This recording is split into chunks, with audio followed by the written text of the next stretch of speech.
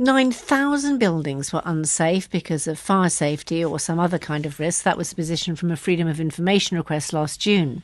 Yesterday, the Housing Secretary Michael Gove couldn't put a current figure on it, but said it was far too many. Now developers are being given a 6-week deadline to sign a legally binding contract, committing them to fixing unsafe tower blocks. If they refuse, they could be banned from building new homes.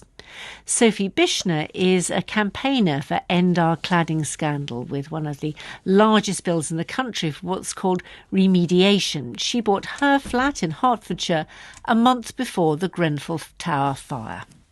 Our building was assessed and found to be unsafe, missing fire breaks with potentially flammable cladding, insulation and other historic fire safety defects. From that point, we were given a bill of £208,000 per leaseholder in the block to remediate the building, and we've had that bill for just over a year and a half, nearly 2 years. And since then, the government have introduced some caps on the amount of money that each resident has to pay to fix the building, which will help in my case, but it remains to be seen whether the building will actually be safe. We have no plan for remediation and we have no kind of light at the end of the tunnel, so we're still waiting for the building to be made safe. And I personally have been campaigning for the last 3 years to try and raise awareness that it's not just my building, and there are millions of people who are in exactly the same situation as me up and down the country.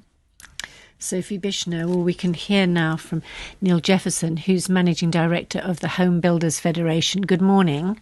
Good morning.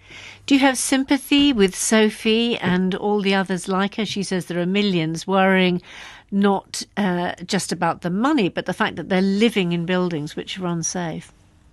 Absolutely. I think it's impossible not to have a huge amount of sympathy for anybody who's been caught up in the legacy issues that have transpired. And it's taken far too long, more than 5 years, to hear from Michael Gove yesterday that, in fact, there were issues with regards to the guidance in the building regulations.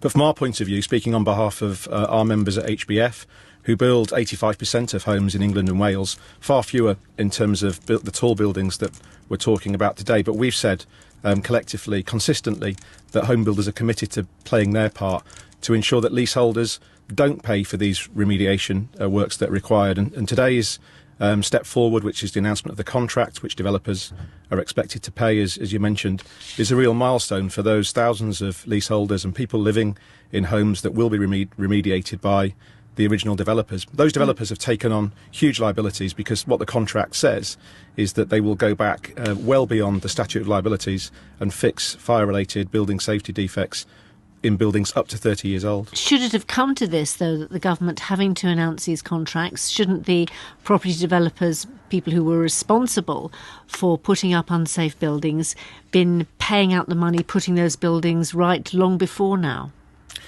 I think that has been the case in terms of our members and developers. The household names that you'd recognise have most definitely been moving forward. But even for them, it's been very difficult on two counts.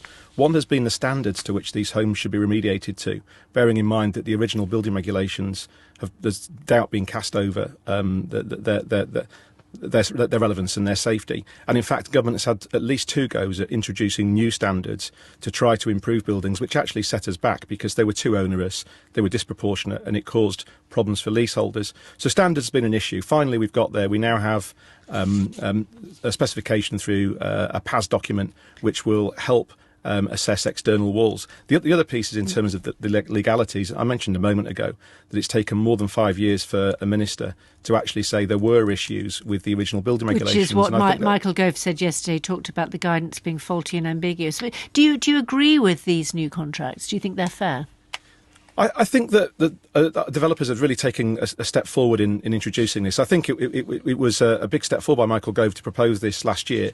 And in April last year, 49 developers signed a pledge, which essentially is enshrined within the contract, which has been announced today. What's unfair, we believe, is that those developers will be agreeing, assuming they sign the contract, to take liability for 30 years' worth of buildings at their own cost, which comes, we think that costs about £2.5 billion. And in the meantime, those same developers have been paying a new tax since April of last year, which will raise another £2 billion. And at the moment, the government's actually proposing to reduce a levy on the same builders, raising £3 billion. Now, as I say, the money that's being raised through the tax and the levy isn't going towards fixing the builders' own developments. It's actually going towards fixing those that are essentially orphaned because, like in Sophie's case, the original developer isn't there. There needs to be a building safety fund. And our view is that actually foreign developers are off the hook. Michael Gove's admitted that to a select committee.